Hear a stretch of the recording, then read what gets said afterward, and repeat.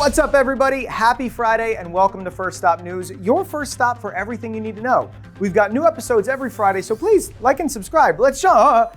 Larry. Kelsey, what are you doing here? I've been here. Where have you been for the last few episodes? On TikTok. Well, not for long. Actually, we're gonna get into that. But first, I'm Kelsey. And I'm Larry. And this is First Stop News. Should we get into that question of the day? Let's.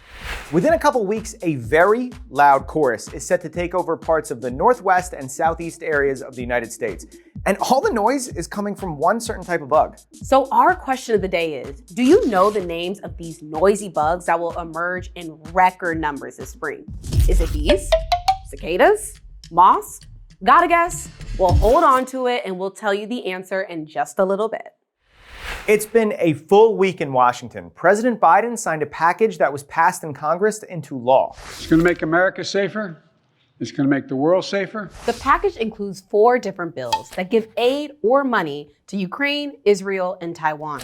These countries are U.S. allies, and the bills offer them over $95 billion total for mostly military assistance. When our allies are stronger, we are stronger. It also includes a bill that could make TikTok illegal in the United States. Okay, so this is a lot, and we're going to break it down for you. All bills start in Congress, and for a bill to become a law, it has to go through both sides of Congress, the House and the Senate. If both sides pass the bill, then it goes to the president's desk where they can veto it or sign it into law. Now, back to this bill. It will provide over $60 billion to Ukraine as it continues to fight back in its war against Russia. Let's rewind a little to talk about Ukraine. Ukraine is a country in Eastern Europe, and Russia invaded it over 2 years ago. Russia wants to take over Ukraine and bring the country back under the control of Russian President Vladimir Putin. But Ukraine is fighting to keep its independence that it's had since 1991. The United States is on the side of Ukraine and has supported President Zelensky from the very beginning of the war. Also in this package is money for Israel. It would replenish weapons Israel says it needs to defend itself against its known enemies now and in the future. There is also funding for humanitarian needs for people in Gaza who are in need of food, medicine, and clean water. Israel has been at war in Gaza with Hamas since the October 7th attack by Hamas in southern Israel.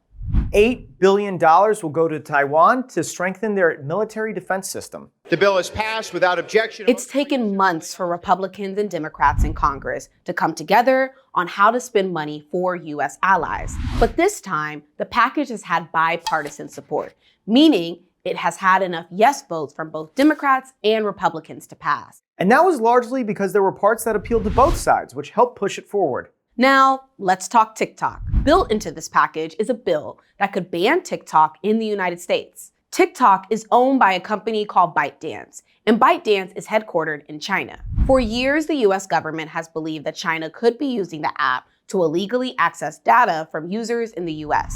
And they're also concerned that China's government could control the app's algorithm and influence what type of content US users see. The CEO of TikTok testified in front of Congress last year saying, ByteDance is not owned or controlled by the Chinese government. But lots of people in Congress don't believe it. The bill forces ByteDance to divest or sell TikTok to a US-based owner, which would make it a US company. So ByteDance would no longer own it, and it wouldn't be connected to the Chinese government. Right now, nothing changes with it, and users can continue scrolling. But if ByteDance doesn't sell the app within a year, TikTok would be pulled from app stores in the US. The social media company has responded. Rest assured, we aren't going anywhere. We are confident and we will keep fighting for your rights in the courts. They have said they will sue the US government, arguing this goes against the First Amendment, which says Americans have the right to free speech. We know that was a lot. So let us know what you want to know more about by sending an email to hi@firststopnews.com. All right, Kelsey, I don't know about you, but after all that news, I could use a little game break. I agree with you. Thankfully, Billie Eilish is Fortnite's new bad guy. Duh. Please don't do that again, Larry. Fortnite Festival Season 3 just launched, and players can now swap their Battle Royale victory crowns for the kind of crown Eilish sings about. Following the footsteps of Lady Gaga and The Weeknd, Eilish is the new face of the rhythm-based game. Fortnite Festival was launched at the end of 2023. Billie shared her skin to followers earlier this week, and players have already been able to unlock iconic Eilish outfits, instruments, and emotes. The game features 3 of her songs, including Happier Than Ever at launch, and more will be released when her third album drops May 17th. The festival pass costs 1,800 V-Bucks, Fortnite's in-game currency, or about 15 actual bucks. Okay, you gotta see our video of the day. These are emperor penguin chicks in Antarctica, and they are jumping off a 50-foot cliff. Kelsey, have you ever jumped off? Would you ever jump off a 50-foot cliff? I don't think it's for me, Larry. The daring dive was caught on camera for National Geographic. What on earth is going on here? And the cameraman says this big of a penguin leap has never been filmed before. He said he's only seen them jump into water a few feet from the surface. Let's talk about emperor penguins. They are considered threatened by the U.S. Fish and Wildlife Service, which means they could become an endangered species in the future. They are the largest kind of penguin. They're roughly 4 feet tall, which is about the height of a 6-year-old. They can dive over 1,500 feet. They can stay underwater for at least 22 minutes, and they almost all live in Antarctica. Now that's penguin power, baby.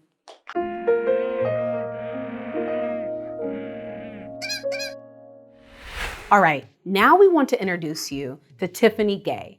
She's a 17-year-old inventor who was inspired by a family friend with a visual impairment, which led her to design a visor that helps people who have trouble seeing. The World Health Organization estimates that globally, at least 2.2 billion people have near or distance vision impairment. So, how did this Florida teen get interested in science? Listen to what she told us. At a very young age, my dad and I used to visit the Natural Museum of Science, and I remember seeing all these amazing exhibitions like big dinosaurs and asteroids, and it really made me interested in understanding the science behind all of the amazing things I was seeing. This is the device to help those who are visually impaired. The device I developed uses a series of components called sensors. They're able to see objects within the user's path. It then sends a signal that notifies someone who's visually impaired that there's an object there through what we call haptic feedback. Haptic feedback is a special type of vibrational feedback. It's very similar to what you get on your iPhone whenever you receive a call from your mom or your dad. I'm really humbled by the places that this device has taken me. I've been able to show my products at a variety of international fairs, including the Taiwan International Science Fair and the Tunisian International Science Fair, where I've been fortunate to be awarded as the Grand Award winner. And even beyond this, I've been able to compete at a number of fairs across the country. I'm really fortunate to have friends that are very supportive of me, just as my parents are. About the visor, Tiffany says she hopes to develop it on a much larger scale so that it can help as many as possible. And she's working on getting a patent for it. But hold on, if you think her invention is impressive, wait until you hear what she's doing to get other girls interested in STEM. My best friend, her name is Shreya. We were the only girls in my entire computer science class. We realized that we needed to get more girls involved in science, especially computer science. The next year, we founded Girls Who Code at our school, and we were able to create a community where a lot of girls are able to show their passion for STEM and work together on projects. We mentor children from 2nd to 4th grade. Working with kids has been really rewarding. It's really beautiful to see their passion. And it's also like a full circle moment for me, because I remember the passion that I had when I was a young kid and the potential that they have to change the future. Competing in science fair, I recognized that there were not a lot of people who looked like me. Frankly, it inspired me to bring a more diverse base of students into the science fair. So I started an initiative called Future Discovery, which aims to make research more accessible for high school students. I've been able to reach over 1,000 people worldwide. And if you already have a passion for something, whatever that may be, I encourage every single student to pursue that. Continue to ask questions and ask the people around you who can help you to develop your passion, because it can definitely take you far and it can take you places that you never imagined. Imagine finding a piece of this in your living room. Looks like something I broke. What is it? Great question. It's actually a piece of the International Space Station that ended up inside someone's house last month. Yeah, this object was released on purpose from the ISS 3 years ago. It should have burned up in the Earth's atmosphere on its way back down from space, but instead, it crashed through a home in Florida. Luckily, no one was hurt, but wait, you might be thinking what I am. What is the International Space Station? Great question, Kelsey. It is a spacecraft that's been orbiting Earth since the year 2000. Picture a 5-bedroom house floating in space, traveling at 17,000 miles per hour. Astronauts from all over the world live there to go on explorations and conduct experiments to learn more about space and our solar system. I love it. And the ISS fits about 6 to 10 people at a time. It's moving so fast that it orbits the Earth every 90 minutes. If you saw it on Earth, it would cover an entire football field. Yeah. But how do you get something like that into space? Oh, no worries. I have the answer to that question. Well, it wasn't built all at once. Construction started in 1998, but the first crew didn't arrive until 2 years later, and astronauts have been living on it ever since. Right now, there are science labs on it from the United States, Russia, Japan, and Europe. Living on the ISS is a lot different than living here on Earth. Astronauts live in what's called microgravity, which means things, and people, don't stay on the ground like they do on Earth. Astronauts float around, and even their food has to be strapped to a table. There's also no refrigeration, so all of the food is vacuum packed, and some of it even comes in the form of a powder that you have to add water to. Just add water, baby. Right now, there are 7 astronauts on board studying how microgravity affects the body and how to grow cells in space. Wow. Have you ever heard this sound? Well, yep, this spring, that sound might be as loud as a jackhammer. That never stops. What's going to cause all this noise? Let's get back to that question of the day. Do you know the name of the noisy bug that will emerge in record numbers this spring? Is it bees, cicadas, moths? The answer is cicadas. Yep, cicadas are insects that live underground and normally come out in the spring. And this year, 2 broods or litters of cicadas are surfacing at the same time. Scientists are calling it a dual emergence.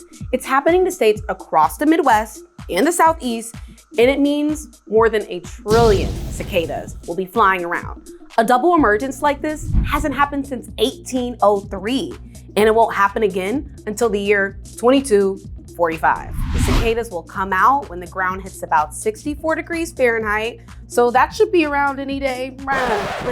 Oopsies. The cicadas. Was there something usable in that? The cicadas will come out when the ground hits 64 degrees Fahrenheit, so kind of any day now, and the bugs will fly around for about 4 to 6 weeks before they die. For those 6 weeks, they'll be looking for a mate, which is why they make that loud buzzing sound. If the thought of 1 trillion bugs makes you want to crawl under your covers and hide, don't worry, Larry. They're harmless to humans. They don't sting or bite or carry any diseases. They're actually a nice little snack for the birds and good for the soil when they decompose. Stop making that face. We love cicadas. Double emergence sounds more like a double annoyance if you ask me. Nasty. We all know the saying, treat others the way you want to be treated. Well, it turns out treating other people with kindness is scientifically proven to make you feel better. Hey, what do you know? We're talking about micro acts of kindness, which are small gestures of compassion. A study from a research initiative called the Big Joy Project, it must be a great place to work. Can you imagine? What are you working on? Big Joy, what do you do? Found that people who do micro acts of kindness experience a 25% increase in their well-being throughout the week. So what is a micro act of kindness? Well, you could volunteer in your community, organize a surprise for a friend, or hey, even just paying a compliment to a stranger. You're doing great, Larry. You read this news story so well. So we want to know, are you or your friends doing micro acts of kindness in your community? And what are they? Send us an email to hi@firststopnews.com and we might even come see you in action. And before we go, we want to wish a happy Passover to anyone who is observing the holiday right now. Passover is a Jewish holiday that started earlier this week and lasts for 8 days. It honors the story of Moses leading the Jewish people out of slavery in Egypt. And as the story goes, they left in such a hurry, there was no time for their bread to rise. So people observe Passover, eat unleavened bread called matzah during the holiday. That's it for our show. And special thanks to our new co-host, Kelsey. What'd you think? It's a wrap on your first show. Listen, it's a dream come true. And at this dream, I'm wishing everyone a great weekend. You want to do it again next Friday? I think so. If she'll be here, I'll be here, so you should be here. So leave us a like and subscribe and catch our next episode next Friday. Let's dance.